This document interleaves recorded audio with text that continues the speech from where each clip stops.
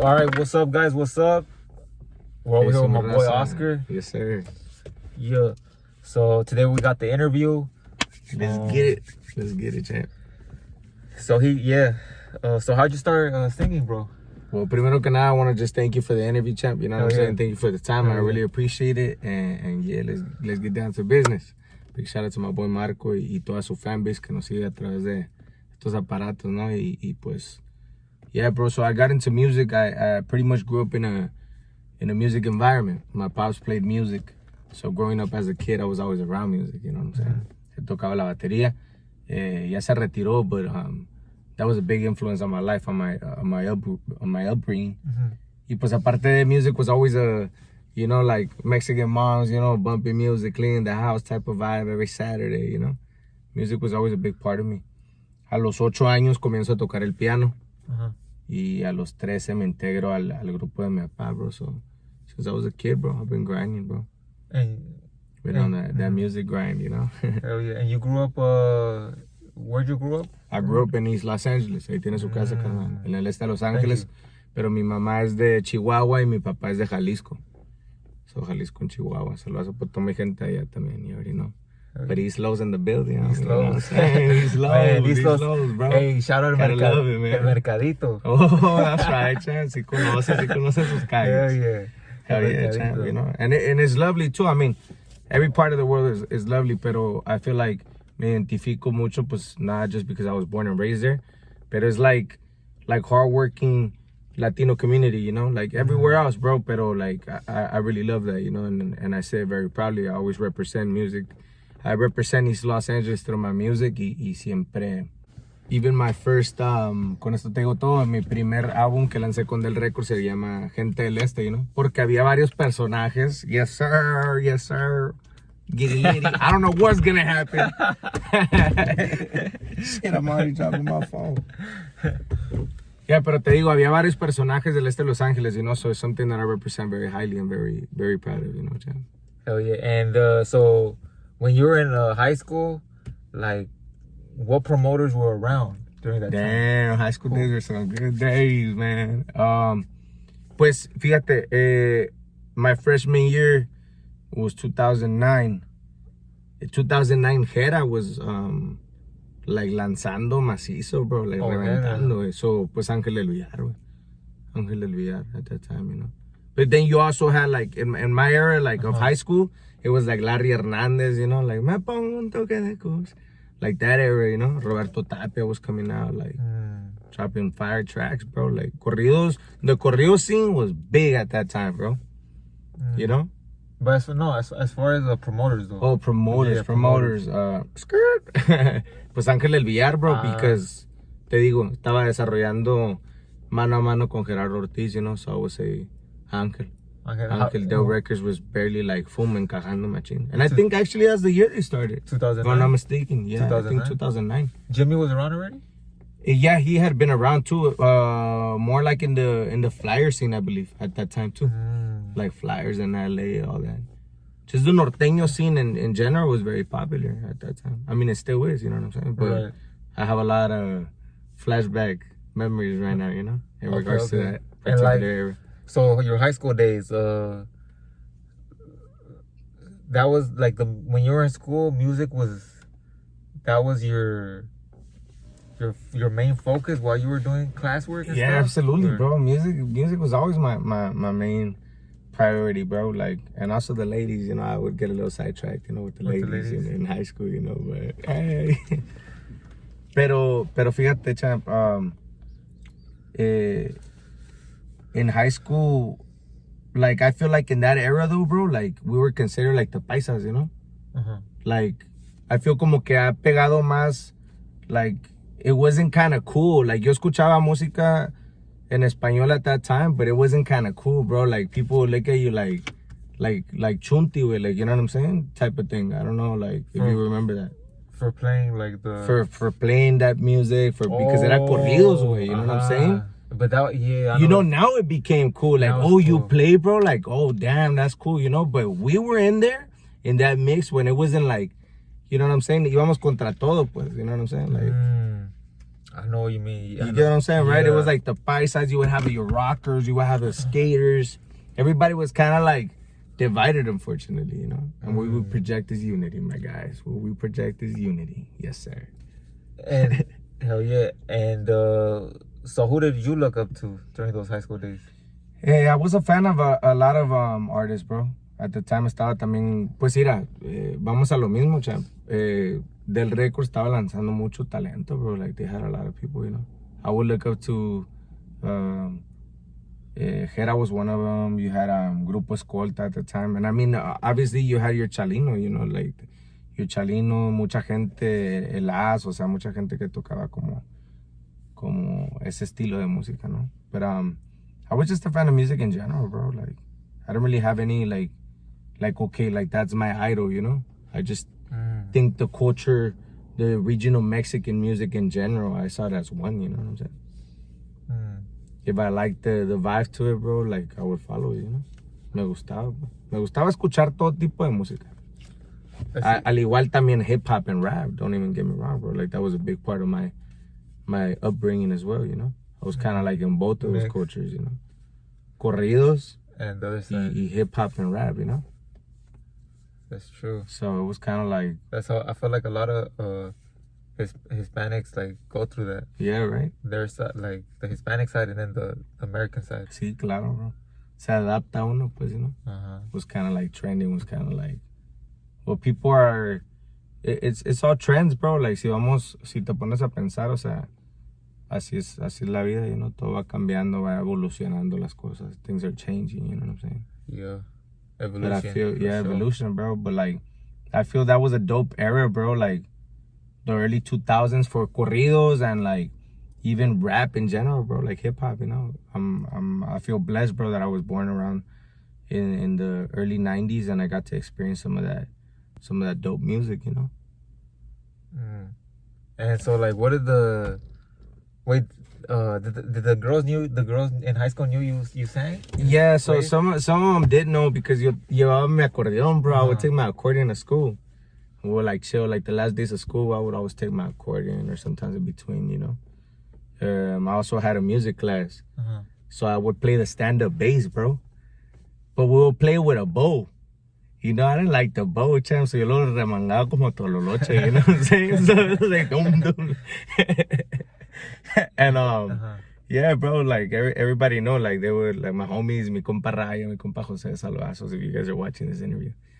Siempre, yo tenía un apodo, bro, like in high school. Like the people that know me, like they know my background, bro. Like mi jefe me decía cachorro, way back in the day. What does that mean? Cachorro, like cub, like yeah, like morrillo, you know, like you know, cachorro. Since I was a kid, bro, I go to Mexico still today, y cachorro, you know. For fun fact right there. But my homies would be in the music class, you know, hey, cachorro, yéndote un corrido, you know, and I'll start slapping the fucking tololoche. Pa' la morra. También las morritas ahí, you know, las Barbies, saludazos, you know. Hey, but did the Barbies pay attention to you because of the music? Or they weren't really? No, not really because of that. Like, you know, it was just like a add-on, you know. Add-on, okay. But, okay, let's talk about, so how'd you meet Angel? Angel, that's a very, very, very good question. So I met him through Rojo. Mi amigo Rojo, through a mutual friend.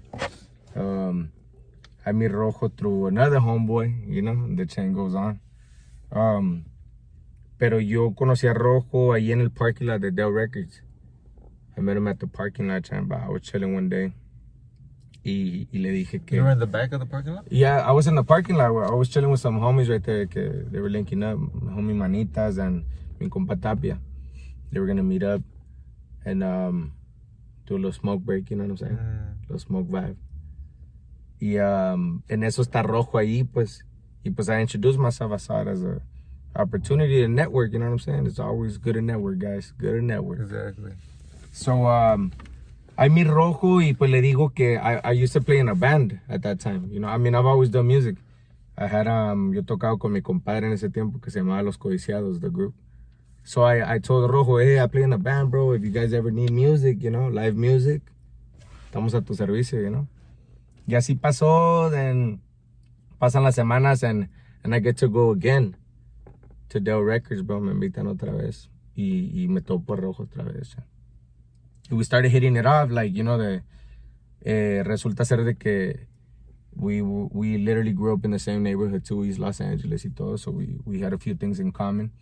Y hablando, like, it turned out that I used to go to school with his sisters, and I kind of, like, knew his family, you know, like, I knew the whereabouts y todo ese pedo, y pues we clicked, you know, y me dice el vato, me dice mi compa Rojo, big shout out to my compa Rojo, me dice, hey, güey, te voy a mandar una rola, check it out, somebody wrote me a song, I'm gonna send it to you, and let me know what you think, you know what I'm saying? Y a peso me está dando su WhatsApp, güey, so I'm like, okay, I have someone's number in Del Records, you know what I'm saying? I could pull a string or two, you know what I mean? I'm thinking like business side, you know what I'm saying? Right. Y me manda la rola, I hear it. Long story short, I'm like, I like it, but I'm like, hey, how come I can't make one, you know what I'm saying? Y en caliente, bro, hago el primer verso del corrido, que se llama Del Rojo. It's out everywhere, you know, bendito sea Dios, which was my first single. I write it, I sent it to him that night, bro, and he loved it, chan. He gave me the green light, you know, like, hey, acábala, güey, acábala.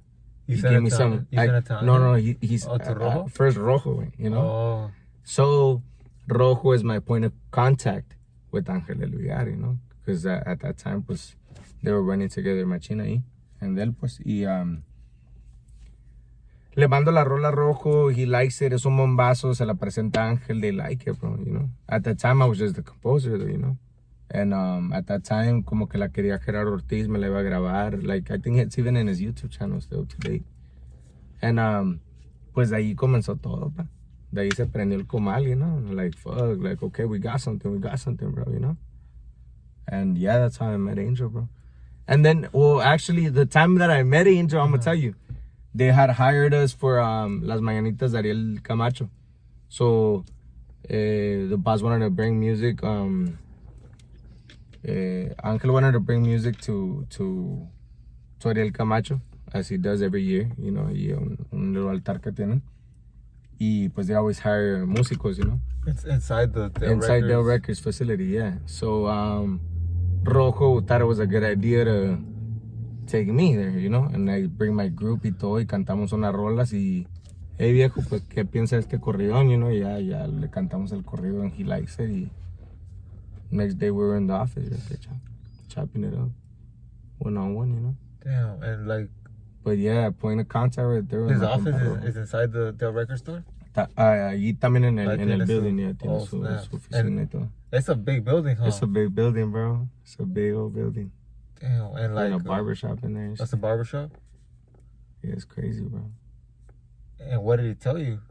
Like, no, pues, le gustó la rolita, pues, at that time le gustó la rolita, pa, and I told him I had more, you know, and I started showing some music, and he liked it, pa, he liked the vision, y pues quedamos en eso, pa, que íbamos a grabar el disco, you know. He has a presence, huh? A heavy presence? Sí, does, pero pues es chido el vato, you know. No, he's hella cool. I remember. I think in the business side of everything, you kind of gotta be like that, you know. You gotta wear that hat, you know. Gotta wear that hat. Like I remember. Because now people take advantage. You know what I'm saying? I remember when I first met Angel. I was because guys, I haven't been this that long in this genre, like only 8 months, 7 months. So keep that in mind. And I confuse him for El Boss, like. Cause I usually wear glasses and stuff. You feel me? That's right. That's right. From far away, I thought Angel was El Boss. Like I was confused, and then I had known him through the name, but not the face. You know, I don't know has that ever happened to you where you know the name but you don't know the face? Yeah. And yeah, that's how I first saw Angel from far away in Fresno. It was hella cool. Yeah. Did you get a chance to like chop it over with him? No? I didn't, but he was cool. Yeah, I didn't, cause there was a lot of people coming too. Oh, okay, you know? okay. We're in the back though. Sí, te entiendo, chap. Like, shout out los eslabones, you know. Shout out the whole family. That's right. That's right, chap. Hell yeah. And bro, and so you meet him the first day, and then when do you sign the contract? Se grabó el álbum primero, chap. Se grabó un álbum. grabamos un álbum primero y pues después de ese álbum se firmó el contrato. Like un mes, 1 month? As soon as I was done with the album, yeah. Like a couple of weeks? No, I would say like we took our time on the album. Probably like over a month. But we were already there, you know what I'm saying? So it was dope, bro. It was dope. Okay. I knew what I wanted to do in life, champ. Like, I want to share music, you know what I'm saying? Yeah. Yeah, it was a big blessing, champ. It was a big blessing. Now it's a new endeavor, como te estaba diciendo, you know what I'm saying? But I'm grateful, bro, for whatever happened. Like, you know, whatever we did, y todo, y pues, shit, we hungry, my boy, you know? The story don't end here, you know? Hell yeah, it's true. The next chapter is going to be better, you know, because we're out there, you know what I'm saying? Gotta always keep that in mind. Hell yeah. Right now, we're going to talk about it. We're going to talk about, right now, we'll talk about, like, the independent side versus being signed. But, like, bro, have you met Jimmy by any chance? Yeah, como no, también. Where'd you meet him at? I met him, I think I met Jimmy at a car show, if I'm not mistaken. I think at a car show. Oh, he has a lot of car shows. Huh? Yeah, he's always there. He's always been into, like, low riders and all that. I think he was over there with, in Vegas, I think. Oh, también, yeah, be actor, be actor. But, bro, okay. What do you think about the situation between Nata and Jimmy? Nata and Jimmy. Like, you know, you've been hearing, like, the video went viral. Yeah, that went kind of viral. Pues es que vamos a lo mismo, champ. You know what I'm saying? Like, you gotta be... Who's right? Or is there are they both right, or how does that work? What do you think? It's because, I don't know, it depends. I don't know exactly what type of contract they got going on, you know what I'm saying? Pero yo sí creo en lo justo. You know what I'm saying? Pero then también, what I am a believer, bro, we gotta have respect. Y yo digo que hay que respetar a la persona que te da una oportunidad, because let's remember, champ, sometimes we may not have the funds, you know, to do certain things. We may not have that platform, you know what I'm saying? So when they bring that to you and they hand you that, I mean, it's not all you 100% too. So there's a company, there's a platform behind you, you know what I'm saying? So you got to be grateful. That's all I got to say right there, champ. You just got to be grateful for the opportunity, you know? Okay. Porque también Nata wouldn't be where he at if he didn't meet Jimmy. Or maybe, you know? You never know. But I'm saying right now, what happened, like, you know, o sea, ¿quién estuvo detrás de Nata, like, en his inicios, you know what I'm saying? Man, it's making me burp. Guys, comment down below. What do you guys think? Do you guys think Nata would be where he's at without Jimmy, or nah? Just comment down below. Comment down below. Yeah. But what? How's it going? Okay, so because you're talking about the platform, so. Yeah. Del Records has their Instagram, like, it's almost at 1 million, huh? También, champ. 1 million, huh? It's a little over that. So they have it, like, do they tell you we're gonna post like, how do the contracts look? Like, as much as you could tell us, how do the contracts look like? Well, it depends, champ. So, like, pretty much it depends, bro, because we're in a different era now, you know what I'm saying? But, like, back in the day, se hacían como por albums. Te vamos a apoyar, like, let's say Oscar Cortez is gonna sign Marco. You're gonna be in the label. We're gonna support you in every aspect of investments in your music. You know, we're gonna be the owner of your brand, but we're gonna help you and guide you. But you gotta release music for us. You know what I'm saying? So it's kind of hand in hand. But it depends, because everybody may be different, you know? Pero, like, that's, it could be a different contract. It could be a verbal contract. Everybody's different, you know? Pero pretty much, like, that's how I know. Back in the day, a music contract was, like, for albums. Like, you know, you drop in music, like, okay, it's going to go hand in hand. Pero te van a ayudar, pues. O sea, hay una... They're going to expose you to levels that you may not reach by yourself, if that makes sense. Or maybe you may. It all depends. It's because, you know, life is crazy, bro. And I have a question. Life is amazing. Do most people get a lawyer when they do the contracts, or no?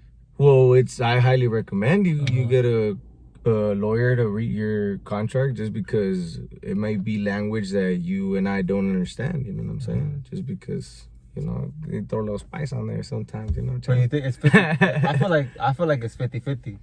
What do you Why? like? I feel like a lot of people come from the hood. They don't know all the you may not know the jargon, ropes. Yeah. You may not know the words. You may not know how it goes down, champ.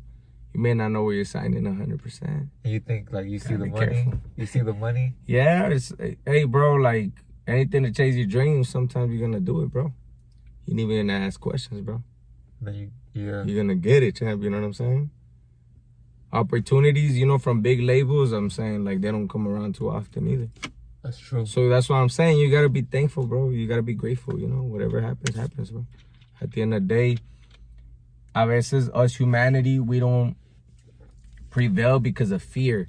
We think twice about taking that next step. Sometimes you just gotta do it. And like, do they tell you how many times they're gonna post you? It depends. It depends what's relevant at the time. If you got music out and all that. Depends. Depends. Okay. Y también you gotta keep in mind there's a lot more people, not just you in the label too. So it's kind of like cycles. Can a company have as much people as they want, or do you think there's a limit? I don't think there's a limit. The boss is the one who. Yeah, I guess they would decide that. Pero también I would consider this now that I'm 100% independent and I have my own record label. I'm gonna only get groups. I'm not getting groups, by the way, not right now. I'm focused on me 100%. But I'm just saying, I would get only the groups that I think that I could manage for like 100%, you know what I mean? Like fully, without having too much on my plate.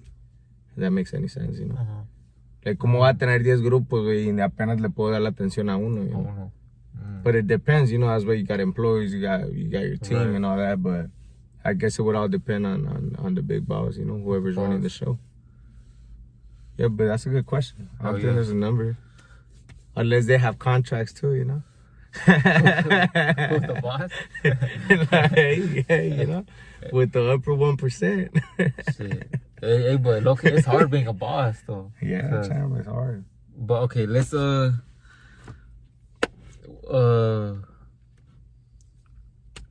did you ever work with Eslabon? No, I didn't work with them. No, I didn't get the chance to work with them. And okay, did you ever talk to them or anything? Sí. Me los topaba el Pedro muchas veces. ¿En qué año? This year. Yeah. This year, lo miré. They're doing their thing, And okay. How about let's talk about your first show? My first show, champ. How was that? That was a badass experience. Dope experience, bro. So my first time, I've had shows like nightclubs and stuff in a band. Independently? Yeah, like prior to going to Dell Records, but like not to that magnitude, bro. And not as Oscar Cortez as a solo artist, So I'm gonna take it back to the first Oscar Cortez solo concert. And that was in Pico Rivera Sports Arena, bro. That was Sports Arena, like that big event that Dell Records had every year. They're gonna have one, I think. If I'm not mistaken, it's today, no? No, I think it's Saturday or Friday. Something like that. Something like that. So it was right there, champ. Yeah. Big shout out to the homies Tercer Elemento, homie Lenny. They're gonna be right there. Go tap in with the boys, Yeah, champ. But that was the first concert, bro. Yeah, prior to going up on stage, I guess like it happens to everybody, You get a little nervous and shit. But once you're up there, bro, it's like it's an energy, bro, that you cannot describe, It's crazy, bro. It's amazing. It's an amazing feeling. What year was your first show at? 2018, I believe. 2018. Oh, snaps. What, in March or December? Yeah, 2018, and era como julio, agosto. Oh, snaps. Okay. But prior to that, you would go to the bars? Yeah, I would play like at nightclubs and stuff, like locally right here, and like at private parties and stuff. How many people would show up? Like, well, it depends. Sometimes it'll be cracking, yeah. And then at these shows signed to Dell Record, it was the way vibe? different. Like, it just way different, bro. It was like, sorry about that. No, you good? It was way different, bro. Like the vibe in general was just like way more epic, Like the energy was crazy, bro. The crowds were bigger, like And bigger stages, more people, like double the vibe. The amount of people, triple. Probably. I mean, in some places, bro. Houston, Texas. Big shout out to Houston, Texas. one of the biggest nightclubs that I ever played. I'm like, is this a nightclub, bro? It's a big old venue, bro. Just thousands of people, bro. Yeah. You know? Okay, and for sure. But that's dope, bro. It's like a natural high, bro. Like, it makes you feel so alive, bro. When you're like, singing? Yeah, bro. What did you feel? I miss that. I miss that feeling, bro. We soon gonna tap in. You know, the pandemic, I mean, it kind of slowed down a lot of things. Yeah. The pandemic. But what did your parents say when you first got signed to? When I got signed, you know, unfortunately, bro, it was kind of like a sweet sour moment because at the time my grandma had just passed away. My grandma had passed away, and we were doing the novenario. You know, as Mexicans traditionally, we after one of our loved ones passed away, we rezamos, we all come together for like 9 consecutive days, I believe. And like we pray, you know, all as one, you know. And it was those, it was in those days, bro. One of those days, una tarde, everybody was gathered up for the prayer and all that. I had gotten signed, you know, so like it was kind of bittersweet. Like I was real happy, but then I get home and like face reality, you know what I'm saying? But they're real happy for me regardless, bro. I mean, you know, mi abuelita, may she rest in peace. But they knew that it was a big dream of mine, you know what I'm saying? So they were with me 110%. Damn. You know? But yeah, it was kind of crazy. Like so much was going on too. Pero yeah, bro. It's crazy. That's crazy. God only knows why he does those things, you know? But yeah, it was a big milestone for me, bro. It was a big milestone for me. We're back. My boy.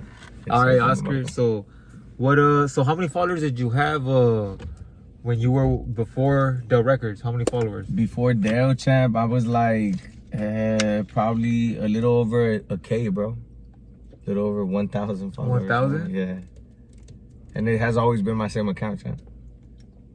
Same account. And so, like, how long till you got to like 100,000? How long did that take? Like you know, I had just seen it too on my feed, on my pictures. Probably like more or less like a year and something, like a year and a half, probably. Like a year and a half. About. Damn. About. Yeah. Oh no, yeah, like a year, champ. Or less, but not like a year. I would say like a year. Snaps. Okay. Damn. Yeah, champ, that was a big milestone, you know. Pero So, te digo, pa, we're not even a quarter away where we want to be, bro. Like, we just starting, you know what I'm saying? We just starting, bro. Well, I feel like, guys, that's the benefit, you know. If you sign to a company, it's like they put you on independently. It's harder to do it, but you're in control of what you want to put out. So yeah, it's pros and cons, bro. Like, como dijimos ahorita, compa Marco, you know. You know, with a big platform like that, with a record label, for any young artist that is coming up or is interested in doing such a thing, I mean, they do open and pave a way for exposure, you know. Hay más credibilidad, you know what I'm saying? Because you're a part of something. But then the cool thing about it is that being independent, well, you're the leader of the clan, you're the leader of the boat, you know, so you can steer in whatever direction y no andar pidiendo permiso, you know what I'm saying? Like, you kind of do your own thing. You can talk about whatever. Exactly. You could put out whatever music you want, whatever genre, exactly, whatever collabs you want to do. It's dope. Both have their pros and cons, like you just said it, you know. Hell yeah. It's beneficial on both ends, but hay que ser realistas, pues, lo que hay, pues, de pertenecer a una disquera, you know, because a lot of people, they leave and they bashing on them, you know, or whatever, but hey, you gotta be thankful because they did open opportunities for you. For sure. So I always gotta, agradecer, you know, just be grateful, bro. You know? Yeah. Gratitude, bro. Saludos a Ángel. Saludazo. So, bro, okay, tell me, Pepe's office, what? A lot of people, they see the YouTube videos, but they don't know what, like, how was it a big building or what? Yeah, so it's a big building, champ. Es donde está Estrella TV and all that too. Like in the back, like they have like TV stations and all that they be recording. It's crazy, bro. It's pretty active right there. Oh, y abajo también Es las cabinas de Don Cheto and all that, bro. Oh, yeah? At the building. So, but the Pepe's office is just like a You little know, room? that's the penthouse, you know what I'm saying? That's the... It's just a room, though? Yeah, es una oficina. Oh, yeah? It's a room. And Una oficina, chamo. how'd you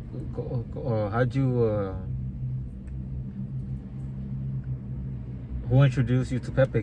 Pues por my PR team through their records, you know? The records? Yeah, so they were lining up interviews for me to go promote my new music that I had brought to the table, you know? New talent, nueva propuesta, and yeah, man, I'm a big fan of Pepe. Saludazo mi Pepe. Mi Pepe, that boy, he's a living legend. He's a living legend. Yes, sir, definitely is, bro. It was a big inspiration for me. Always has and always will be. Como compositor, como en todo lo que hace, you know, as a businessman, as everything, bro. You know what I'm saying? It was definitely a big milestone to reach, bro. I had always said it, man. I had told my mama, you know, that's one of the things on the bucket list, you know, Pepe's office, you know. She knew who pues, he was. Sí, como no, lo sigue todo. My mom be watching him, you know. But yeah, champ, like anybody in the regional Mexican scene knows who Pepe is, you know. Hell yeah. And it's an honor, bro, to be able to step in those offices, bro, y que te abre la puerta, you know, and to be able to sit down and conversate, you know. And what you're putting on and all that. Bro, this is like in the books. He has books in the back, huh? Or something like that. No me acuerdo, pero might be something. But everything's real right there? Like, sí, oh, shit. I thought it was like a green screen. Oh, no. Yeah, I guess you, yeah. Nah, it's real, homie. Damn. You thought it was like a virtual reality? Nah. Because you were talking about the Be Real. Oh, yeah. About the Be Real. Their setup, yeah, it's a little different. Like, yeah, but some people do green screen. Some people tell the fans, like, the Be Real is a green screen, no? Oh, yeah, the time that I had seen the warehouse, y cuando conocí a Be Real, like, so they had the hot box, you know, the hot box setup. So it was like all green screen in the back, and they have the car parked like in a warehouse, pues, en un garage, se puede decir así como that ambient, you know, just open warehouse. Y pues las luces ahí hacen las entrevistas, you know. We got that vibe today, you know what I'm saying? We in the whip, you know. We got our drink, you know. No les podemos enseñar mucho porque nos roban la receta, pero. So, bro, what does Oscar eat? What does Oscar eat right now? Oscar is in a strict diet right now, champ. Oscar has been on a weight loss journey. We going on 9 months already. December 9th marks 9 months since I've been in my weight loss journey. Ahorita ya I'm not so worried about losing weight. I'm just putting on them gains right now. So I eat clean proteins, bro, on a daily. I have my morning notes. Si me siguen en las redes sociales, I'll be tapping in with some like recetas. I see like what I do reels sometimes on like little recipes that I got, and like people really vibe to it, you know, like they be taking notes, you know, like just for a healthier lifestyle or whatever, you know. Pero yeah, I'm pretty strict on my diet, bro. I only have one day that I do have some cheat meal, not a cheat day, pero lately, like for the past 2 weeks, I have been treating myself a little bit extra. Like, but it's all good, you know what I'm saying? I usually like for my cheat meal to go to una hamburguesa, pa una cheeseburger, algo con grasita, pa que, you know, dar vitamina. From where? In-N-Out. I'm a fan of In-N-Out, bro. You know, so I have like a number 1 animal style fries, and then I'll have like a protein, just a hamburger, just a protein style hamburger. Hell yeah. You know, just gains on my boy, you know. But it took me a while to get there, bro, because at a point, pues dejé todo, güey. Y hasta ahorita dejé la tortilla, todo eso. I mean, every now and then I might, you know, eat something different on a weekend, como te digo, not just a burger, you know, pero I'll change it up. Pero see, like Sundays is like family day, and then we'll probably go out and eat and grub in the street. Pero en la semana, pa, I'm strict to my diet. Like grilled chicken, a lot of... Yeah, so chicken, you got your lean meat, and rice. And veggies are free in the diet. I could eat as many veggies as I want. Pero as far as the protein y el arroz, the protein and carbs, everything I weigh it, bro. I have a little scale and I weigh all my food and just go about my day like that. It's kind of crazy. That is. And Okay, now switching. But it's taught me discipline, though. It's taught me discipline, bro. Uh-huh. You know what I'm saying? So for that, I'm thankful, bro. Talk about that. So, what do you mean? Like discipline as far as like to say no to certain things. You know what I'm saying? To do things, even though sometimes like going to the gym, bro. Like sometimes it's hard. You know, your body may be tired, but you can't let that mess with your brain, bro. You know, you're in control of your mind, bro. And I think you gotta practice on that. You know, I'm still practicing. I'm putting into practice the way I think, the way I do, and what I say and what I intake in my body. You know, and with that just comes high reward, bro. Like, you know, just go and kill it, bro. We go kill it at the gym every day. You know. How long are your training sessions like? It depends. It may vary from an hour to 2 hours. I do at least an hour a day. Okay. Minimum, you know. Now let's switch it up. What advice would you give to an upcoming artist? Like you signed to a major label, independent. Like what advice would you give to an upcoming artist? An upcoming artist, if they go the route of an empresa, like if they go that route of signing, the advice I would give to somebody if they're signing a contract, read your contract. Straight up, read your contract and make sure that's what you really want to do. You know what I'm saying? Don't forget why you started music in the first place, you know? Don't get sidetracked by all the pretty and shiny things. Like, nah, bro. Like, remember why you started and what makes you, you know, like for me, music is my passion, is my love, bro. You know what I'm saying? It's my natural high, like I said it. But yeah, if you sign into a label, remember why you're doing it. Remember why you started, and then read your contract right, bro. You know, get that A1. You know, get that revised, and y dale pa adelante, champ. Sometimes you gotta be fearless, bro. You know what I'm saying? But if you want to go independent route, you could do that also. What advice would you give them for that route, independent? If you're gonna do independent, open your own record label, open up your own editora, and be 100% ownership of all your masters, all your music. You know what I'm saying? So nobody could tap into your catalog. You know, your full ownership. So don't just throw music out on YouTube just like that. You know, like get a little bit on the backside of the business side, because you could be collecting for all that, you know. So get in with BMI. If you're a songwriter, get in with BMI, tapping into ASCAP. There's so many programs, even with YouTube nowadays, bro. Like, you know, there's a lot of people that do videos and tutorials on how to do these things. Pero si eres compositor, te recomiendo sign up with BMI, ASCAP, get all your compositions registered, and go from that, you know. It's important to be registered, bro, because a lot of people don't know, you know. They think just like, okay, I'm gonna make a song y le voy a subir al YouTube. But then anybody could come and take that song, you know. And how you didn't claim it, you know. Damn. It could be a platinum hit, but my boy didn't claim it. So somebody else. You out the game, yeah, champ. You gotta be careful, you know. So just spreading knowledge to you. You seen that? People do that? I mean, I've seen people gotten tonadas stolen and all that, and letras, I'm not 100% sure. But I mean, I've heard about it, but not that I've personally seen it, you know? Pero always get your stuff copyrighted, registered, all that. Gotta do your due diligence, you know, before you do it. Because you never know, bro. Hey, a lot of people go, champ, you'd be surprised. Por eso lo que te digo. It doesn't matter sometimes if you're in a label or you're independent. Si te toca, te va a tocar, pa, because there's times that people release an EP just on YouTube and it goes viral, bro. Like with TikTok, with all these social media platforms, like everything could pop in any given moment. Like, you know, you gotta be ready for that. Somebody could take that away from them. I mean, if they don't have their stuff registered and all that, yeah, they definitely gotta be careful with that. That's crazy. You know, gotta tap in on that, champ.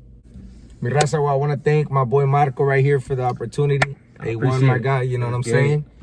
Y pues el Cortez Music, 100% independent artist now. Anybody willing to collab with your boy, aquí estamos y no nos vamos. Oscar Cortez, el Cortez Music. Me fui alejando, out now. So check it out. Follow me on Instagram, Oscar Cortez_oficial.